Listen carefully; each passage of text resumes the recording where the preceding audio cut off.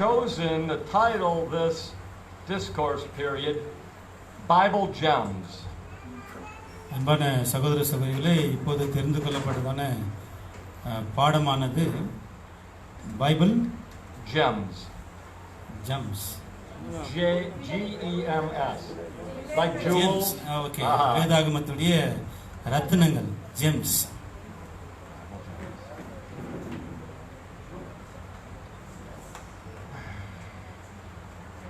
Let's turn to Revelation 20 and verse 10.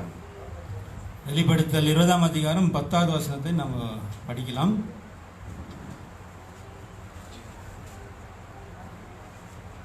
மேலும் அவர்களை மோசம் போக்கின பிசாசானவன் மிருகமும் கள்ள தீர்க்கதரிசியுமாய் இருக்கிற இடமாகிய அக்னியும் கந்தகமுமான கடலிலே தள்ளப்பட்டான். அவர்கள் இரவும் பகலும் சதா காலங்களும் வாதிக்கப்படுவார்கள். Now we know that the Bible hell is the grave. அதாவது வேதாகமம் தான் நமக்கு நன்றாக தெரியும். வேதாகமம் தான் பெரியது. The condition of being dead. மரணத்தை குறித்து. The condition of being dead. அதாவது பைபிளில் நமக்கு நன்றாக தெரியும். அதாவது நரகமுடைய நிலைமை நமக்கு நன்றாக தெரியும். That is the death that came from Father Adam's disobedience. அதாவது இந்த மரணமானது ஆதாம் மூலமாக ஆதாமுடைய கீழ்ப்படியாமையினால நமக்கு வந்தது. But this verse talks about a lake of fire and brimstone. அதாவது இங்க ஒரு வசனமானது அக்னியும் கந்தகம் எரிகிற கடலை குறித்து பேசுகிறது.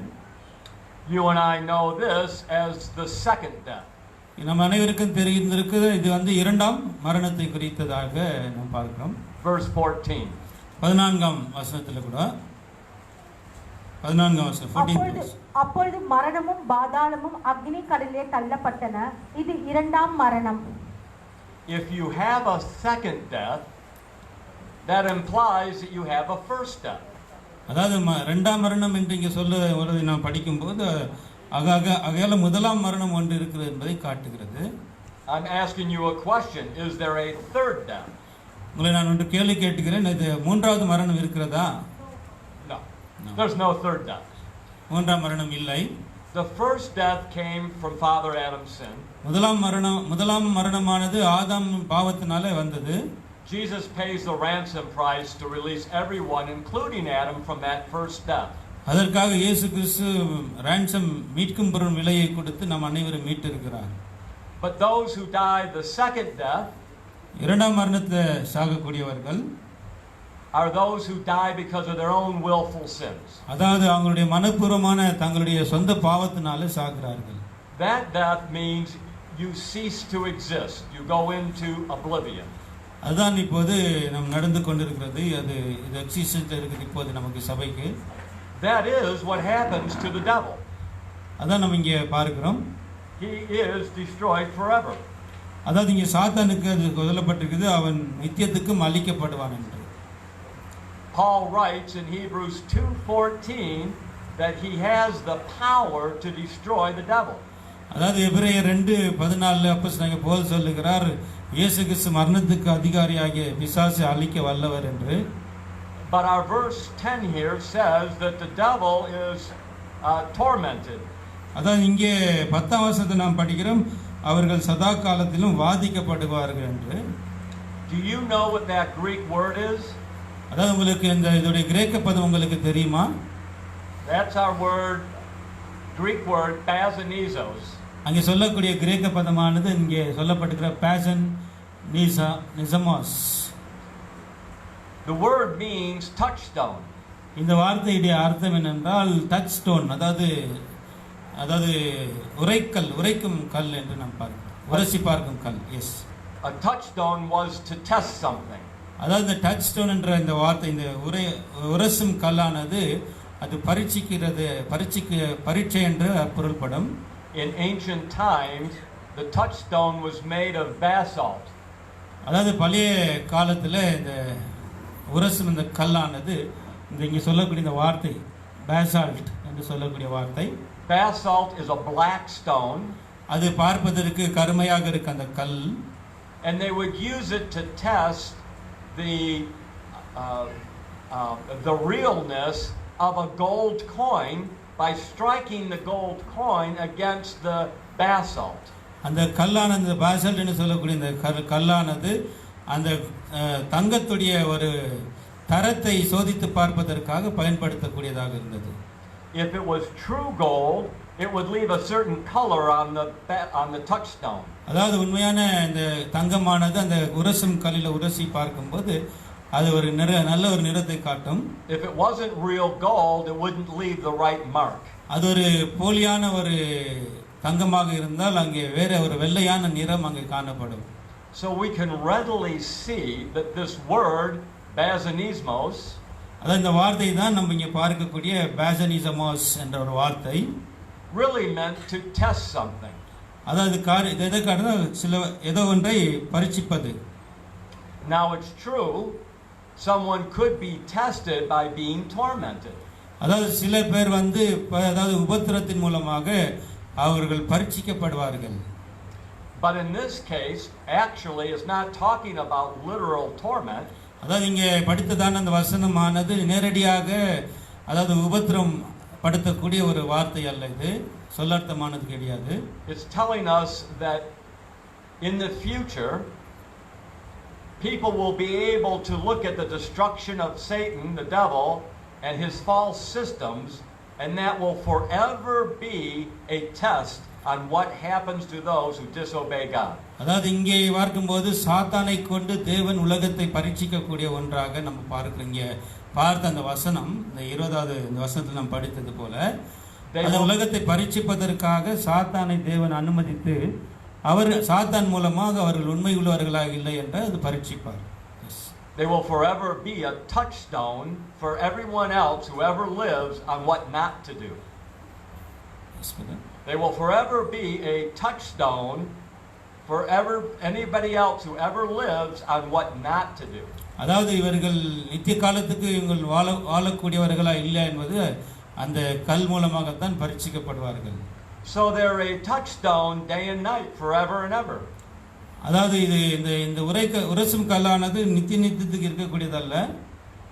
So let's look at a few other verses on this. இன்னும் சில வசனங்களை அதை குறித்து நாம் பார்க்கலாம். Let's look at Acts 22 verse 29. அப்போஸ்தலர் 22ல 29வது வசனத்தை கூட நாம் பார்க்கலாம். Acts 22:29. 22ஆம் அதிகாரம் 29ஆம் வசனம். அவனை அடித்து விசாரிக்கும்படி எத்தனமாய் இருந்தவர்கள் உடனே அவனை விட்டு விட்டார்கள். சேனாதிபதி அவன் ரோமன் என்று அறிந்து அவனை கட்டுவித்ததற்காக பயந்தான். 23 chapter 23 verse 29. Chapter 22. 29. 29ஆம் வசனம். அதேதான். கரெக்ட்டுங்களா? Okay brother, continue brother. The apostle Paul was imprisoned. அப்போஸ்தலனாகிய பவுல் அங்கே சிறையில் இருந்தார். The Romans were going to examine him. அதாவது அங்கே ரோமர்கள் அவரை அங்கே பரீட்சை பார்த்தார்கள். What does the Tamil word say for examine? அங்கே அப்போஸ்தலனாகிய பவுல் என்ன சொல்லினார்? Same word? Examine? Yes, examine. Okay. பரீட்சை. But the Roman guards were afraid when they found out that Paul was born a free Roman citizen. அதாவது அங்கே பவுல் அப்போஸ்தலர் அங்கே கட்டினதற்காக ரோமர்கள் பயந்தார்கள். ஏனென்றால் அப்போஸ்தலனாகிய பவுல் ஒரு ரோம குடியுரிமை பெற்றவராக இருந்தார். So they did not end up examining him. அதாவது அவர் இந்த ஒரு பரீட்சைக்குள்ளானவர் அல்ல, அவர் அப்படி பரீட்சிக்க கூடாது. But this word examined is our word basanismos. இங்கே சொல்லக்கூடிய இந்த எக்ஸாமின் என்ற ஆங்கிலத்தில் சொல்லக்கூடிய இந்த வார்த்தையானது கிரேக்க பதமானது basanismos என்ற ஒரு வார்த்தை. The Roman guards were going to examine Paul, basanizos. They were going to test him. ரோமர்கள் பவுலை பரீட்சிக்க கூடியவர்களாக இருந்தார்கள். Let's look at another example. இன்னொரு உதாரணத்தை நாம் பார்க்கலாம். Matthew 14:24. மத்தேயு 14ஆம் அதிகாரம் 24வது வசனம். அதற்குள்ளாக படவு நடுக்கடலிலே சேர்ந்து எதிர்காற்றாயிருந்தபடியால் அலைகளினால் அலைவுபட்டது. So the ship is in a storm on the sea. அதாவது இங்கே நாம் பார்க்கிறோம் படவானது நடுக்கடலிலே காற்றுகளால் அலைப்பட்டது என்று நாம் இங்கே பார்க்கிறோம். It was being tossed about by the heavy big waves. அதாவது அங்கே பெரிய காற்று அங்கே வீசினபடினால அந்த படகானது அங்கே தடுமாறினதை நாம் பார்க்கிறோம். The word tossed is basanismos. இங்கே சொல்லக்கூடிய இந்த வார்த்தை கூட, இந்த தடுமாற்றம் என்று சொல்லக்கூடிய இந்த வார்த்தை கூட, இந்த டாஸ் என்று இங்கிலீஷில் சொல்லக்கூடிய இந்த வார்த்தை அது பேசனிசம் என்ற கிரேக்க பதமாக இருக்கிறது. The ship was being tested by the waves on whether or not it would be seaworthy. அதாவது அங்கே படகானது இந்த காற்று மூலமாக அங்கே பரீட்சிக்கப்பட்டதாக நாம் பார்க்கிறோம். But you see, who would want to torment with flames a ship in the water? Yes, brother. So in other words, what I'm saying is, you wouldn't torment a ship in the water with flames. Okay, நானும் கூட அந்த படகுல இருக்கிறபடினால அந்த ஒரு பரீட்சைக்குள்ள நானும் அங்கே வந்து விடுகிறேன். It just means to examine or to test. அதான் நம்ம அனைவரும் அந்த பரீட்சிக்கப்பட வேண்டியவர்களாக இருக்கிறோம். Let's take a look at Mark 6. அதே போல நம்ம மார்க் 6ஆம் அதிகாரத்துக்கு நாம் கடந்து வரலாம்.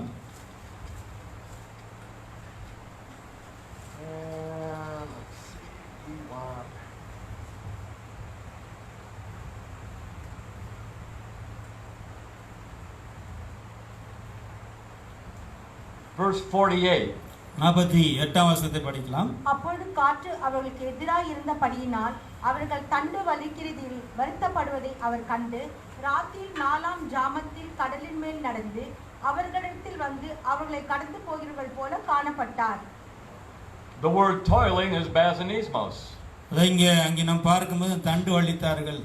They were working hard to bring the ship to shore. அதாவது அங்கே கூட நாம் பார்க்கும் அந்த வார்த்தை, இந்த பேசனிசம் என்ற வார்த்தை இங்கே சொல்லப்படுகிற தண்டு வலித்தார்கள் என்று நாம் பார்க்கும்போது they were being tested on whether or not they could do it. அங்கே கூட அவர்கள் கூட பரீட்சிக்கப்பட்டார்கள் என்ன செய்வது என்று சொல்லி. Okay, let's look at one more. I didn't write it down, so it's சகோதர நோட்ஸ் எழுதல. You can help me find this because you're good Bible students. அந்த நீங்க ஒரு பைவேதமானவர்களாக இருந்தால் அவர் கேட்டுக்கொண்டிருக்கிற வசனத்தை நீங்க சொல்லுங்க. I believe it's the Gospel of Mark. அது மார்க் எழுதின சுவிசேஷத்தில் இருக்கும். Same incident. Here we are. It's Mark 5 and verse 7. Very good. Mark 5ஆம் அதிகாரத்தில் 7வது வசனத்தை நம்ம வாசிக்கலாம். இயேசு உன்னதமான தேவனுடைய குமாரனே, எனக்கும் உமக்கும் என்ன, என்னை வேதனைப்படுத்தாதபடிக்கு தேவன் பேரில் உமக்கு ஆணை என்று மிகுந்த சத்தமிட்டு சொன்னான். Yes. The fallen angels, அதாவது இங்க விழுந்து போன அந்த தூதர் said to Jesus, "Have you come to test us?" அதாவது இங்க எங்களை வேதனைப்படுத்த வந்தீர் என்று அங்க கேட்கிறார். Before the time in which they should be judged. அதாவது குறித்த காலத்துக்கு முன்னாக எங்களை நீங்க வேதனைப்படுத்த வந்திருக்கிறீர் என்று இங்க விழுந்து போன தூதன் சொல்லுவதை நாம் பார்க்கிறோம். The King James says torment. King James ஒரு மொழிபெயர்ப்பில் the torment என்ற வார்த்தை சொல்லப்படுகிறது, வேதனை. எஸ், கரெக்ட் வார்த்தை. The word torment is basanismos. இங்க சொல்லக்கூடிய இந்த torment, வேதனை என்று சொல்லக்கூடிய வார்த்தை கூட கிரேக்க பதமானது basanismos என்ற ஒரு வார்த்தை. But you remember in Jude that we read that the fallen angels who left their first estate were bound in chains of darkness until the judgment of the great day. அதே போல நம்ம யூதா 6வது வசனத்துல நாம் படிக்கிறோம், அதாவது அந்த விழுந்து போன அந்த தூதர்கள், பாவம் செய்த தூதர்கள் கூட மகாநாளின் நியாயத்தீர்ப்புக்காக அங்கே வைக்கப்பட்டிருக்கிறார்கள், அவர்கள் தங்களுடைய வாசஸ்தலத்தை விட்டுவிட்டார்கள் என்று அங்கே சொல்லுகிறது. That great day is 1,000-year day of our Lord. அங்கே சொல்லக்கூடிய இந்த அந்த பெரிய நாளானது இயேசுடைய 1000 வருட நாள். And during the harvest period, the fallen angels would be tested. அதாவது இந்த அறுவடை காலத்துல அந்த விழுந்து போன தூதர்கள் பரீட்சைக்காக விடப்பட்டிருக்கிறார்கள். And whether or not they had repented of their sins. அவர்கள் மனம் திரும்புவதற்காக. It's not a torment like a torture. அதாவது அங்கே சொல்லக்கூடிய அந்த வேதனை என்று சொல்லக்கூடிய வார்த்தை அது, but it's a judgment testing. அது வேதனை அல்ல, அது ஒரு பரீட்சைக்கு கூடிய ஒரு கால பகுதி. Let's turn back to Revelation the 19th chapter, Revelation 19, வெளிப்படுத்தல் 19ஆம் அதிகாரத்துக்கு நாம் திரும்பலாம். verse 2 and 3. தன் வேசித்தனத்தினால் பூமியை கெடுத்த மகா வேசிக்கு அவர் நியாய தீர்ப்பு கொடுத்து தம்முடைய ஊழியக்காரரின் இரத்தத்திற்காக அவரிடத்தில் பழி வாங்கினாரே என்றார்கள். மறுபடியும் அவர்கள் ஹல்லேலூயா என்று சொல்லி ஆர்ப்பரித்தார்கள். அவருடைய புகை என்றென்றுக்கும் எழும்புகிறது என்றார்கள். We see that the false systems of Babylon, after they're destroyed, symbolically it's represented as their smoke goes up forever and ever. இங்கே கூட நாம் பார்க்கக்கூடிய அந்த விழுந்த அந்த பேர் சபையாகிய பாபிலோன் ஆனது இங்கே அங்கே அவர்கள் அந்த வேதனையின் அந்த புகை ஜுவாலையானது மேலுக்கு சென்றது என்று இங்கே பார்க்கிறோம். But the reality is it's telling us that the memory of their destruction for disobeying God will be a lesson for all time. இங்கே சொல்லக்கூடிய இந்த புகையானது அது வந்து நேரடியான ஒரு வார்த்தை அல்ல, அது அடையாளமான வார்த்தை. அந்த அடையாளத்துடைய அர்த்தமானது அதோடைய அந்த ஞாபகார்த்தத்தை குறிக்கக்கூடியதாக இருக்குது. தேவனுடைய அவர்கள் செய்த பாவத்துக்காக தேவன் கொடுத்த அந்த தண்டனையின் ஒரு ஞாபகார்த்தத்தை குறிக்கக்கூடியதாக இருக்குது அந்த புகை, smoke. Now let's take a look at Revelation 14. அதே போல வெளிப்படுத்தல் and let's read verses 10 and 11. 10-11 வசனங்களை நாம் வாசிக்கலாம். அவர் தேவனுடைய கோபாக்கினியாகிய பாத்திரத்திலே கலப்பில்லாமல் வார்க்கப்பட்ட அவருடைய உக்கிரமாகிய மதுவை குடித்து பரிசுத்த தூதர்களுக்கு முன்பாகவும் ஆட்டுக்குட்டியானவருக்கு முன்பாகவும் அக்கினினாலும் கந்தகத்தினாலும் வாதிக்கப்படுவான். அவர்களுடைய வாதையின் புகை சதா காலங்களிலும் எழும்பும். மிருகத்தையும் அதன் சொரூபத்தையும் வணங்குகிறவர்களுக்கும் அதனுடைய நாமத்தின் முத்திரையை தரித்துக் கொள்ளுகிற எவனுக்கும் இரவும் பகலும் இளைப்பாறுதல் இராது. The word torment here again is our word basanismos. இங்கே சொல்லக்கூடிய இந்த டார்மெண்ட் என்ற வார்த்தை, அதாவது வாதிக்கப்படுவார்கள் என்று சொல்லக்கூடிய இந்த வார்த்தையானது இது கூட கிரேக்க பதமாகிய பாசனிசம் என்ற ஒரு வார்த்தை. This is telling us symbolically இது அடையாளமாக சொல்லக்கூடிய ஒரு வார்த்தை that those people in the nominal churches who support false doctrine, அதாவது இது யாரை குறித்து நாம் பார்க்கும்போது அந்த பேர் கிறிஸ்தவ சபைகளில் இருக்கக்கூடிய பொய்யான போதனைகளை ஆதரிக்கக்கூடியவர்கள், in the time of trouble when all their errors are demonstrated to be false, அதாவது அவங்களுடைய பொய்யான விஷயங்கள் எல்லாம் இந்த ஒரு சோதனையின் காலத்தில் வெளிக்கு கொண்டு வரப்படும். they're going to have a torment of their conscience. அதாவது அவங்களுடைய மனசாட்சியினாலே அவர்கள் வாதிக்கப்படுவார்கள். நம்ம இப்படிப்பட்டதான ஒரு தவறான போதனையை நம்ம ஆதரித்தோமே என்று சொல்லி they're going to be heartbroken that they followed the lives of the churches. அவங்கெல்லாம் தங்களுடைய இதயம் உடைந்தவர்களாக இப்படிப்பட்ட தவறை நாங்கள் ஆதரித்தோம் என்று சொல்லி அவர்கள் மனமுடைவார்கள். And their example is going to be an example forever and ever. இது ஒரு உதாரணமாக இருக்கும் தொடர்ந்து யுகங்களுக்கு to anyone who believes lies about God. அதாவது பொய்யை நான் தேவனை குறித்து அவர்கள் பொய்யான விஷயங்களை நம்புகிறவர்களுக்கு இவர்கள் ஒரு உதாரணமாக இருப்பார்கள். So this explanation of these verses இந்த வசனத்துடைய ஒரு விளக்கங்களானது harmonizes with what we understand from the more plain verses from the Word of God on the subject of hell.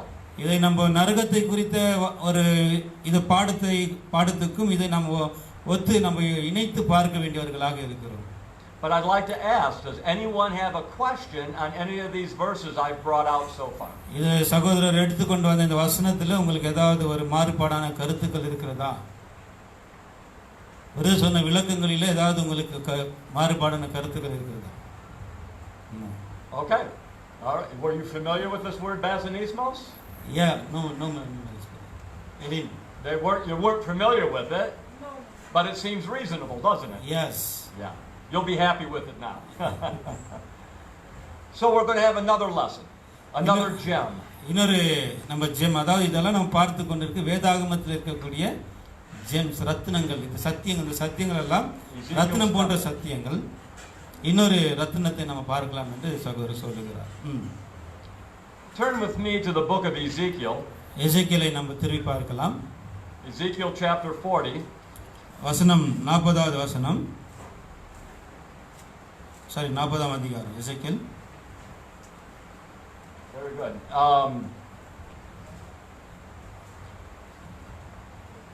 In Ezekiel 40 and in verse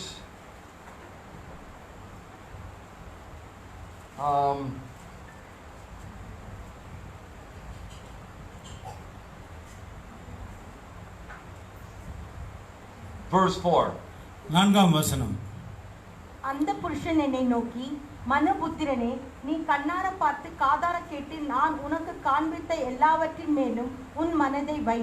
நான் உனக்கு அவர்களை காண்பிக்கும்படி நீ இங்கே கொண்டு வரப்பட்டாய். நீ காண்பதையெல்லாம் இஸ்ரவேல் வம்சத்தாருக்கும் தெரிவி என்றார். For the next 6 chapters, தொடர்ந்து வரக்கூடிய 6 அதிகாரங்கள், Ezekiel is given a vision about the temple of God. அதாவது தேவனுடைய ஆலயத்தை குறித்ததான ஒரு தரிசனத்தை எசேக்கியேலுக்கு காண்பிக்கப்பட்டது. This is the 3rd temple. இதுதான் 3வது ஆலயம். Solomon's was destroyed by the Babylonians. Solomon கட்டின ஆலயமானது பாபிலோனியர்களால் அது நிர்மூலமாக்கப்பட்டது, இடிக்கப்பட்டது. Zerubbabel's temple, which was later enhanced by Herod the Great, was destroyed by the Romans. அதே போல ஜெருபாபேல் கட்டின அந்த ஆலயமானது ரோமர்களால் அழிக்கப்பட்டது. And we don't believe the Lord is going to allow another temple. அதாவது தேவன் இன்னொரு ஆலயத்தை கட்டுவதற்கு அவர் விரும்பவில்லை. Until possibly the peaceable kingdom. அதாவது இந்த ஒரு பீசபிள் அமைதியான ஒரு ஆட்சியிலே. But there are spiritual lessons that we can take from this temple. அதாவது இந்த ஒரு ஆலயத்திலிருந்து நம்ம ஆவிக்குரிய பாடங்களை எடுத்துக்கொள்ளலாம். If we look at the things that we can understand, அதாவது நம்ம இதை நாம் பார்க்கும்போது நம்ம இதை புரிந்து கொள்ளலாம். We can see that this 3rd temple represents the times of the restitution of all things. அதாவது இந்த எசேக்கியேல நம்ம சொல்லக்கூடிய இந்த 3வது ஆலயமானது அதாவது திரும்ப கொடுத்ததின் காலத்தில் இருக்கக்கூடிய ஒரு ஆலயத்துக்கு ஒரு தரிசனம் என்று பார்க்கிறோம். This temple represents the same thing as that highway of holiness. அதாவது இந்த ஒரு ஆலயமானது பெரும் பாதையில வரக்கூடியதான அந்த ஒரு காலப்பகுதிக்கு ஒரு அடையாளமாக இருக்கிறது. Now there is no metal mentioned in the construction of this temple. அதாவது இந்த ஒரு ஆலயத்தில் கட்டுவதில் எந்த ஒரு மனிதர்களுடைய ஈடுபாடுகள் அதில் இருந்ததில்லை. No gold, no silver, no copper. இங்கே நம்ம பொன்னும் வெள்ளியும் அப்புறமா செம்பும் கூட நம்ம இந்த ஒரு ஆலயத்தில் நம்ம பார்ப்பதில்லை. What it tells us is that the temple inside is paneled with wood. They have wood walls on the inside. அதாவது இந்த ஆலயத்தில் இருந்ததெல்லாம் மரத்தினால் ஆனப்பட்ட ஒரு சுவர்கள். 3 பக்கங்களின் சுற்றிலும் வாசல்களுக்கு எதிரான நடைக்காவன்களும் சுற்றிலும் தரை துவக்கி ஜன்னல்கள் மட்டலாக பலகை அடித்திருந்தது. ஜன்னல்கள் மூடப்பட்டிருந்தது. Yes, wood. All woods. Now the wood has something engraved on it. Does anyone remember what was engraved on the wood? அதாவது இந்த பலகையை அங்க செதுக்குவதை நம்ம பார்க்கிறோம், இங்கே செதுக்கப்படுகிறது. Well, let's read about that in verse 18. 18வது வசனத்தில் 18 and 19. அந்த மரத்தில் என்ன செதுக்கப்பட்டிருந்தது என்பதை 18ஆம் வசனத்தில் சொல்லுங்க. கேருபீன்களும் பேரீச்ச மரங்களும் சித்தரிக்கப்பட்டிருந்தது. கேருபீனுக்கும் நடுவாக ஒவ்வொரு பேரீச்ச மரம் இருந்தது. ஒவ்வொரு கேருபீனுக்கும் 2 முகங்கள் இருந்தது. பேரீச்ச மரத்திற்கு இந்தண்டையிலும் மனுஷ முகமும் பேரீச்ச மரத்துக்கு அந்தண்டையில் சிங்கமாக இருந்தது. இப்படியே ஆலயத்தை சுற்றிலும் செய்திருந்தது. Keep your hand here, but please read Psalm 92 verse 12. இப்படி வைத்துக்கொண்டு நம்ம சங்கீதம் 92:12வது வசனத்துக்கு வரலாம். சங்கீதம் 92:12 இதை நம்ம வைத்துக் கொள்ளுங்கள். அப்படியே நம்ம திரும்ப வருவோம். And sister, do you want to put the other side? நீதிமான் பனையை போல செழித்து லிபனோனில் உள்ள கேதுருவை போல வளருவான். Yes. You see, a palm tree represents a righteous, restored human being. அதாவது இங்கே சொல்லப்படக்கூடிய இந்த பனை மரமானது அதாவது நீதியை ஸ்தாபிக்கக்கூடிய மனித குலத்தில் நீதியை ஸ்தாபிப்பதை காட்டுகிறது. So we have our palm tree, the righteous, restored humans. அதாவது இந்த பூமியிலே நீதி அங்கே ஸ்தாபிக்கப்படும். And facing it on one side is a cherub with the face of a lion looking at it. ஒரு புறத்துல நம்ம கேருபீன்கள் சிங்க முகத்தை கொண்டிருக்கிற கேருபீன்கள். And on the other side we have a face of a man He too is looking at it. அதாவது இன்னொரு பக்கத்துல மனுஷ முகம் காண அங்க இருந்தது என்று நாம் பார்க்கிறோம். So a cherubim had two faces. அதாவது கேருபீன்களுக்கு இரண்டு முகங்கள் இருக்கிறது. A lion and a man. இன்னொன்று சிங்கம் மனித முகம் கொண்டது. And we have this pattern repeated over and over all around the temple from the floor to the ceiling. இதே போல தான் எல்லா இடத்திலும் அங்கே செதுக்கப்பட்டிருந்தார்கள். இந்த வாலிலும் மேலே இருக்கக்கூடிய கூரையிலும் கீழே தரையில் கூட இப்படிப்பட்ட ஒரு படமானது அங்கே செதுக்கப்பட்டிருந்தது. In God's attributes, what does the face of a man represent? உங்களுக்கு தெரியும் மனுஷ முகம் எதை குறிக்கிறது? That's it, God's love. Yes, அன்பை குறிக்கிறது, தேவனுடைய அன்பை குறிக்கிறது. And again in his attributes, the lion depicts what? சிங்கம் எதை குறிக்கிறது? Power. வல்லமையை குறிக்கிறது. So the lesson is clear. God's love and power are working together to restore mankind. இங்கே நம்ம பாடமானது மிக தெளிவாக இருக்கிறது. தேவனுடைய அன்பும் தேவனுடைய வல்லமையும் ஒன்றிணைந்து மனித குலத்தை உயர்த்துவதற்காக செயல்படும். Now you remember that back in the tabernacle and in the temples of Solomon and Zerubbabel, we had metal, we had gold, and it was all lined with gold, but the altar was what metal? The laver was what metal? That's right. Yeah, correct.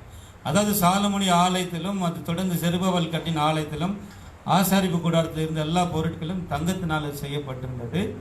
அது இருக்கக்கூடிய வெளியில இருக்கக்கூடிய அந்த பிரகாரத்தில் இருக்கக்கூடிய பொருள் கூட அது செம்புனால செய்யப்பட்டிருந்தது. Copper in the tabernacle represented what? ஆசாரிப்பு கூடாரத்தில் செம்பு எதை குறிக்கிறது? Perfect human nature. Excellent. And then the gold represents what? தங்கம் எதை குறிக்கிறது? தெய்வீக சுபாவத்தை குறிக்கிறது. Very good. Now, the point was, as you know, is that Jesus was perfect human. அதாவது இந்த பலிபீடமானது இயேசு கிறிஸ்து ஒரு பரிபூர்ண மனிதனாக இருந்தார் என்பதை. And by faith we're justified with God, considered perfect. அதாவது தேவன் அவரை ஒரு பரிபூர்ணமாக அவரை எண்ணினார். Through the blood of Jesus. இயேசு கிறிஸ்துவின் இரத்தத்தின் மூலமாக நம்மை கூட. So we become spirit begotten in the holy. ஆவியில ஜனிப்பிக்கப்படும் போது நம்ம பரிசுத்த ஸ்தலத்துக்குள்ள வருகிறோம்.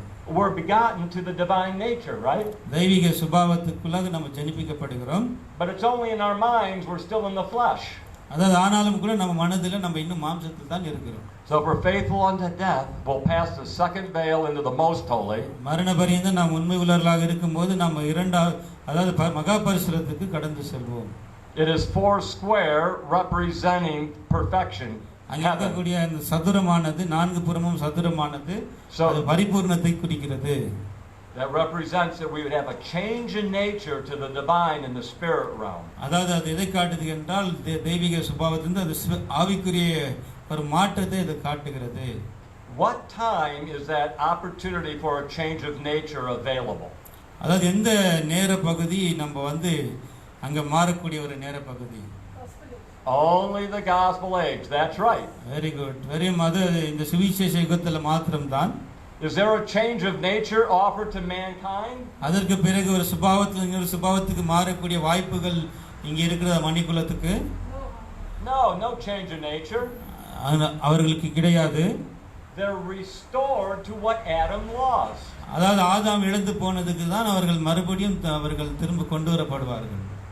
Paradise lost to paradise restored. அதாவது இங்கே சொல்லப்படக்கூடிய இழந்த ஏதேனில் இருந்து திரும்ப பெற்றுக்கொண்ட ஏதேன் என்று நாம் பார்க்கிறோம். So brethren, I offer a simple suggestion. The reason there is no metal in Ezekiel's temple is because there's no offer to a change of nature. அதாவது எசேக்கியேல் டெம்பிள்ல இருக்கக்கூடியவர்கள் யார் அந்த ஒரு சுபாவ மாற்றத்துக்குள்ள வரக்கூடியவர்கள் அல்ல. Instead, what is a better picture than wood to represent an earthly restoration? அதாவது எசேக்கியேல் temple ஆலயமானது எதை காட்டுகிறது என்றால் பூமிக்குரிய ஒரு அவர்களை மறுபடியும் திரும்ப கொண்டு வரக்கூடிய ஒரு நிலைமை தான் காட்டுகிறதாக சொல்லப்படுகிறது. Perfect humanity is shown by a palm tree. பரிபூர்ணமான மனித குலம் எதை காட்டுகிறது என்றால் இந்த ஒரு பனை மரத்துல அங்கே காட்டப்படுகிறது. Let's read verse 22 and verse 22. அதே எசேக்கியேல் பருவம் 41ஆம் அதிகாரம் 22ஆம் வசனம். மரத்தினால் செய்யப்பட்ட பலிபீடத்தின் உயரம் 3 முழமும் அதன் நீளம் 2 முழமாய் இருந்தது. அதன் கோடிகளும் அதன் விளிம்புகளும் அதன் பக்கங்களும் மரத்தினால் செய்யப்பட்டிருந்தது. அவர் என்னை நோக்கி, இது கர்த்தருடைய சந்நிதியில் இருக்கிற பீடம் என்றார். 41:21 படிச்சுங்க சிஸ்டர். தேவாலயத்தின் கதவு நிலைகள் சதுரமும் பரிசுத்த ஸ்தலத்தினுடைய முகப்பின் உருவம் அந்த உருவத்துக்கு சரியுமாய் இருந்தது. Let's go back to the other picture. Okay, back to other picture. முன்னால இருந்த படம் போடுங்க, ஆலயம் போடுங்க, ஆலயம். Yes. Right here, this is the temple itself. இதுதான் ஆலயம். It has a porch. அதுக்கு ஒரு நுழைவு இருக்கிறது, மேடை இருக்கிறது. It has a holy. அதுதான் பரிசுத்த ஸ்தலம். And it has a most holy. அதுதான் மகா பரிசுத்த ஸ்தலம். And all there is a wood table. இங்கெல்லாம் அங்கே மேசைகள் இருந்தது. It's empty. ஆனால் அதில் எதுவுமே வைக்கப்படவில்லை. It never says anything goes in there. அதாவது எதுவுமே அங்கே உள்ள போக முடியாது. It never says the priests go in. அங்கே ஆசாரியர்கள் உள்ள போகிறார்கள் என்று கூட அங்கே சொல்லப்படவில்லை. There's no lampstand in there. There's no light. அங்கே எதுவுமே அங்கே நின்று கொண்டில்லை. No incense altar, no Ark of the Covenant. அதாவது இங்கே போல அந்த மகா பரிசுத்தத்தில் இருக்கின்ற இந்த உடன்படிக்கை பெட்டி போல இங்கே இல்லை. I'll make another simple suggestion. The empty wood table, அதாவது அங்கே இருக்கக்கூடியதெல்லாம் காலியான வெறுமையான ஒரு மேசைகள் தான் அங்கே இருந்தது. represents that the sacrificing of the Christ is all over and complete. It's all done and they are in glory. அதாவது அங்கே இருக்கக்கூடியவர்கள் எல்லாம் இங்கே வந்து மகிமையில வருவார்கள். அங்கே காஸ்பிலேஜ்ல இந்த ஒரு இதில் இருக்கக்கூடிய ஒரு ஆலயத்தில் இருக்கக்கூடியவர்கள். It reminds me of the empty tomb. அதாவது நம்ம இன்னொரு இதில் கூட நம்ம பார்க்கும்போது காலி வெறுமையான கல்லறை கூட நம்ம நினைவு கொண்டு வரலாம். The women came to the tomb and the angel said, look where he lay, it's empty. அதாவது அந்த நாட்களில் ஸ்திரீகள் வந்து அந்த கல்லறையை பார்த்தபோது அந்த கல்லறைகள் அங்கே வெறுமையாக இருந்தது. இயேசு வைக்கப்பட்ட அந்த கல்லறை. Jesus' personal sacrifice was over. அதாவது இயேசுடைய தனிப்பட்டதான அந்த பலி முடிவு பெற்றிருந்தது. They didn't need to go back to that empty tomb. மறுபடியும் ஆண்டவர் அங்கே போவதற்கான அவசியம் இல்லை அங்கே. So all we're suggesting is by the time we get to the times of restitution of all things, there's no more sacrificing available. அதாவது திரும்ப எல்லாவற்றையும் சரி செய்த காலத்துல பலிக்கான எந்த ஒரு வாய்ப்பும் அங்கே கிடையாது. The only sacrificing that we read about in Ezekiel's temple, அதாவது the only sacrificing we do read about in Ezekiel's temple, அதாவது வெறும் பலிகள் ஒன்றும் அங்கே இல்லை அங்கே எசேக்கியேலுடைய ஆலயத்தில் நாம் பார்க்கிறோம். and this is of the people offering their remembrances of what Jesus and the church had done for them. அதாவது அங்கே கூட நாம் பார்க்கும்போது ஜனங்கள் வந்து இயேசுவும் சபையும் கொடுத்த பலி போல் அங்கே கொடுப்பது கிடையாது. I'm going to leave Ezekiel's temple now. We're going to just leave that alone. That lesson's over. அதாவது இங்கே நம்ம எசேக்கியேல் ஆலயத்தை நம்ம விட்டு நம்ம கடந்து செல்லலாம். There's a lot more to be said, but this is good. We'll take a little bit. நிறைய இருக்குது சொல்வதற்காக, ஆனால் கூட நமக்கு கொஞ்சமாக பார்ப்பது நல்லது என்று நினைக்கிறேன். Let's look at a little prophecy. நம்ம இப்போது ஒரு தீர்க்கதரிசனத்தை நம்ம பார்க்கலாம். Please turn with me to Psalm 83. Psalm 83. சங்கீதம் 83 நம்ம திரும்ப கடந்து வரலாம். Let's read verses 1 through 10. 1 10 வசனங்களை நம்ம வாசிப்போம். தேவனே மௌனமாய் இராதேயும், பேசாமல் இராதேயும், தேவனே சும்மா இராதேயும். இதோ உம்முடைய சத்துருக்கள் கொந்தளித்து உம்முடைய பகைஞர் தலையெடுக்கிறார்கள். உமது ஜனத்துக்கு விரோதமாக உபாய தந்திரங்களை யோசித்து உமது மறைவில் இருக்கிறவர்களுக்கு விரோதமாக ஆலோசனை பண்ணுகிறார்கள். அவர்கள் இனி ஒரு ஜாதியாய் இராமலும் இஸ்ரவேலின் பேர் இனி நினைத்துப்படாமலும் போவதற்காக அவர்களை அதம் பண்ணுவோம் வாருங்கள் என்கிறார்கள். இப்படி ஏதோமின் கூட்டத்தாரும் இஸ்மவேலரும் மோவாபியரும் ஆகாரியரும் கேபாலரும் அமோனியரும் அமெலேக்கியரும் திருவின் குடிகளோடு கூடிய பெலிஸ்தரும் ஏகமான நிர்ணயமாய் ஆலோசனை செய்து உமக்கு விரோதமாய் ஒப்பந்தம் பண்ணி இருக்கிறார்கள். அசிரியரும் அவர்களோடு கூட கலந்து லோத்தின் புத்திரருக்கு புய பலமானார்கள்.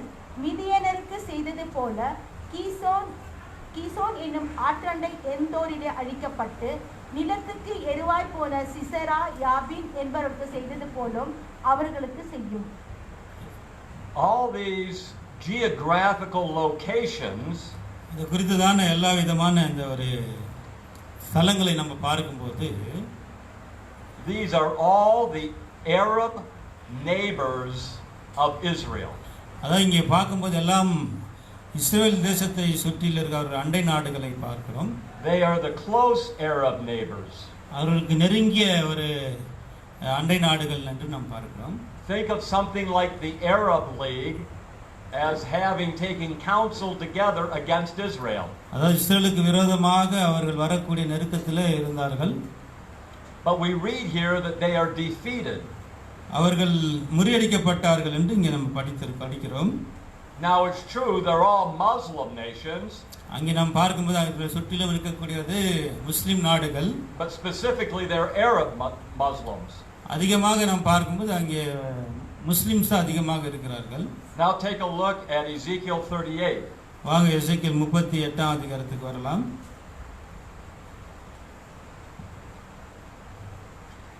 And we'd like to read verses 4 through 6.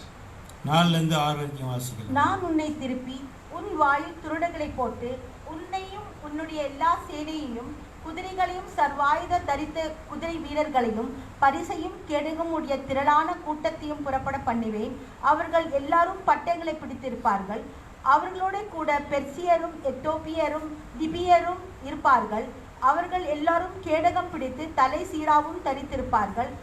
கோமேரும் அவருடைய எல்லா இராணுவங்களும் வட திசையிலுள்ள தொகர்மா வம்சத்தாரும் அவருடைய எல்லா இராணுவங்களும் ஆகிய திரளான ஜனங்கள் உன்னுடனே கூட இருப்பார்கள். So this invading host, these are also Muslims.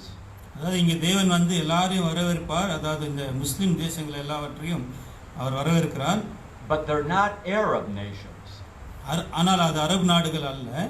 For example, உதாரணமாக Persia is Iran, Iran, and they are not Arabs. அது அவங்க வந்து ஈராக்கை சேர்ந்தவர்கள், அரபு யூரோப்பை சேர்ந்தவர்கள் அல்ல. Europe. In fact, Arabs mockingly call Iranians today the Persians.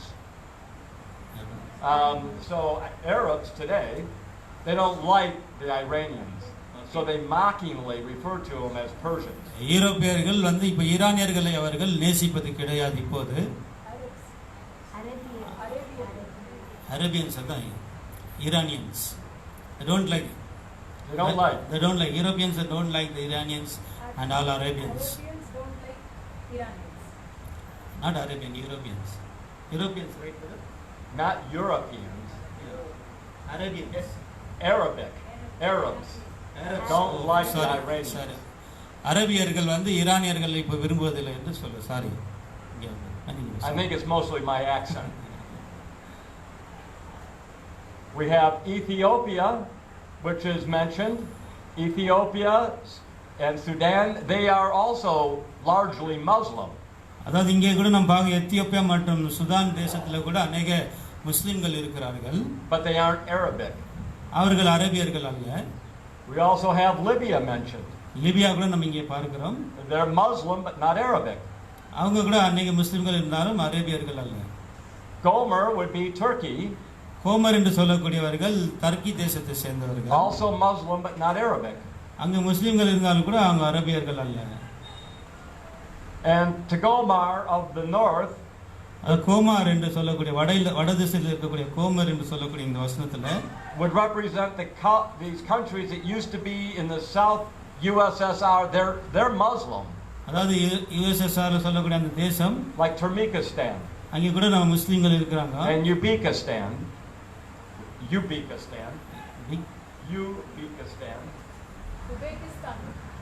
Uzbekistan, Turkmenistan, அந்த தேசம் அங்கே இங்கே சரியாக தெரிய மாட்டேங்குது. இங்கேருந்து அந்த தேசம் இங்கே பார்த்துக்கங்க.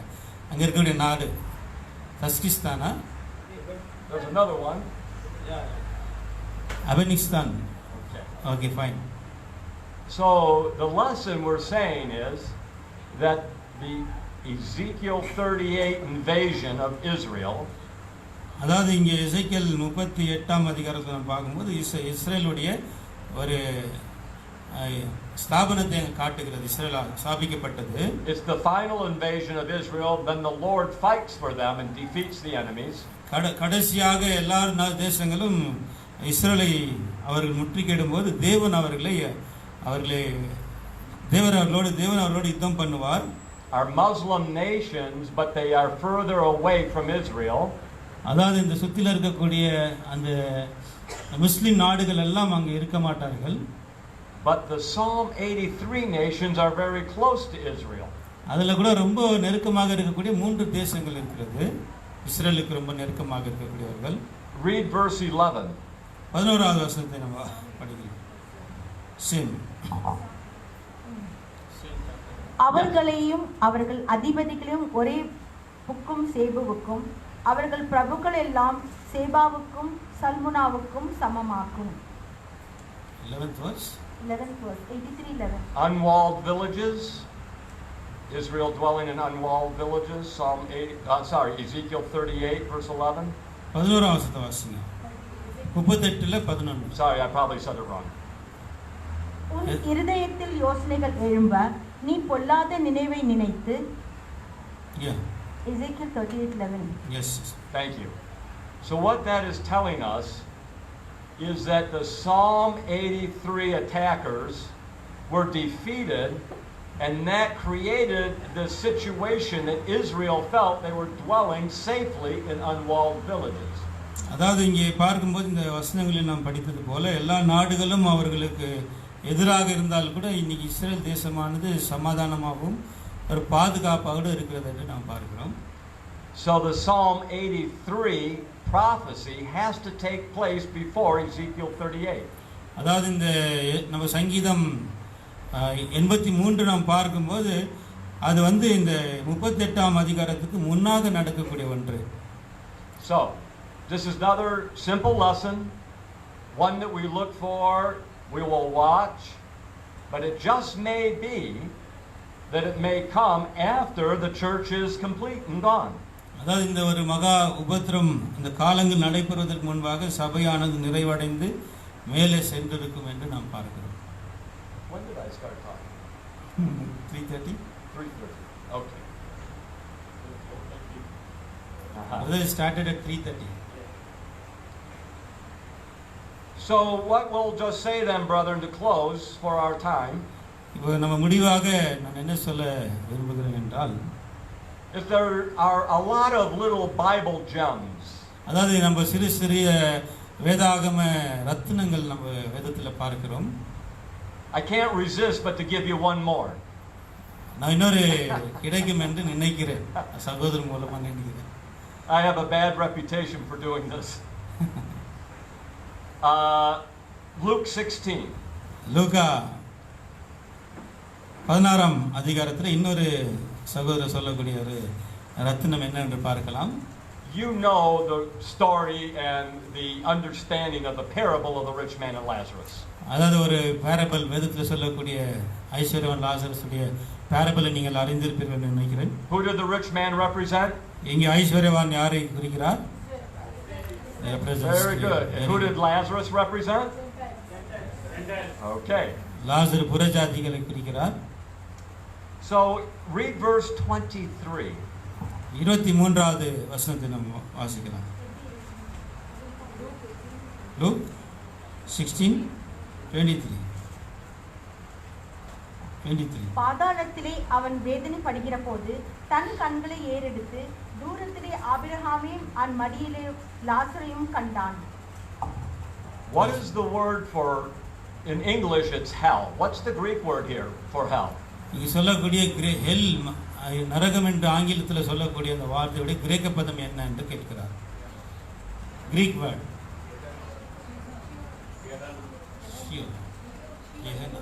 Well, it says- can't be Sheol, that's Hebrew, Old Testament, but the Greek equivalent, Hades. Yes, Hades.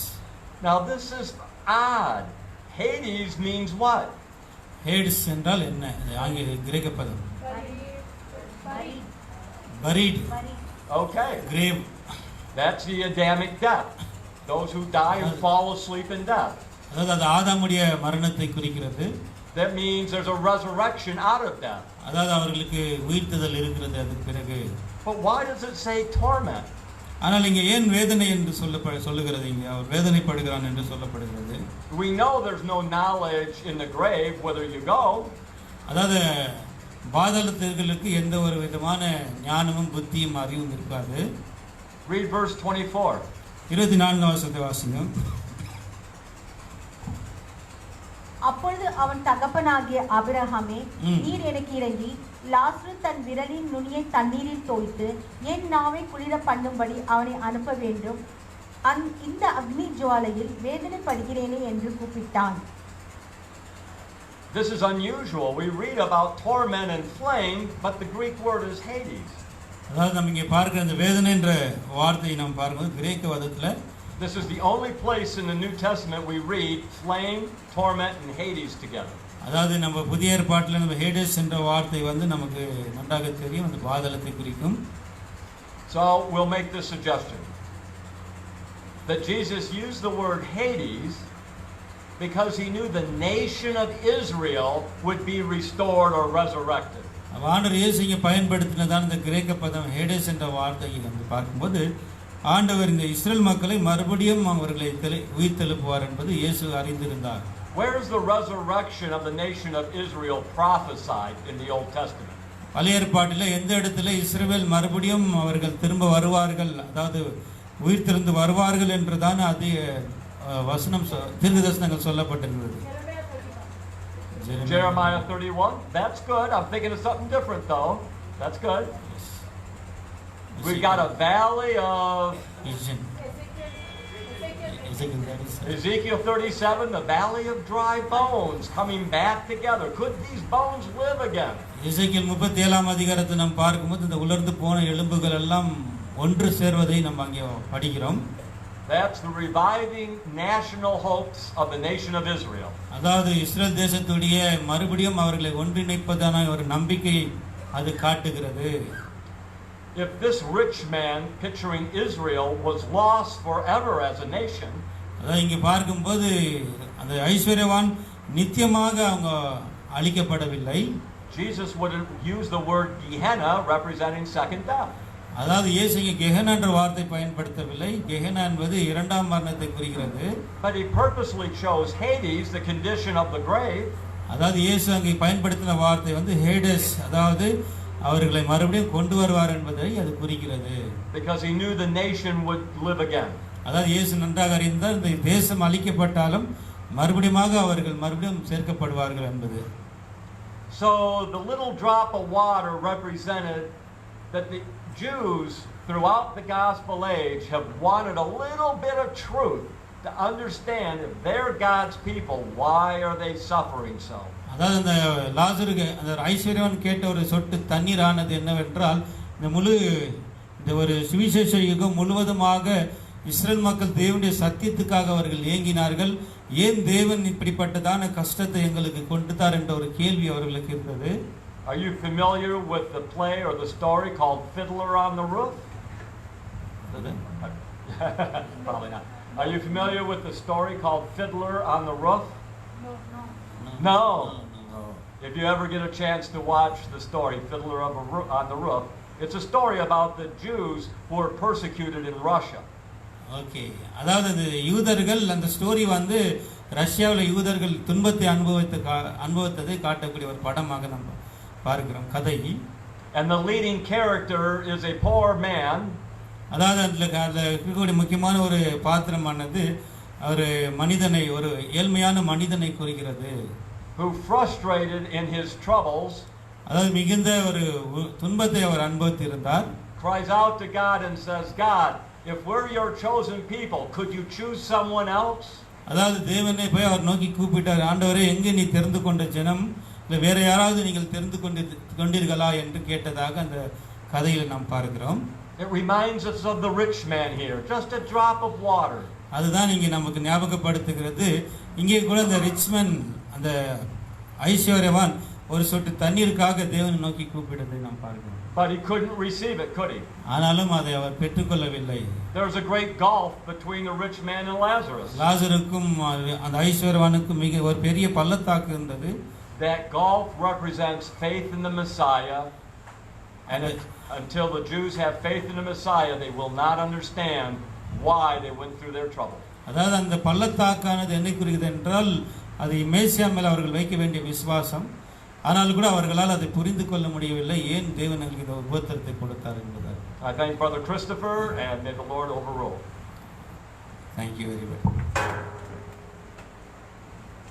Joseph, brother.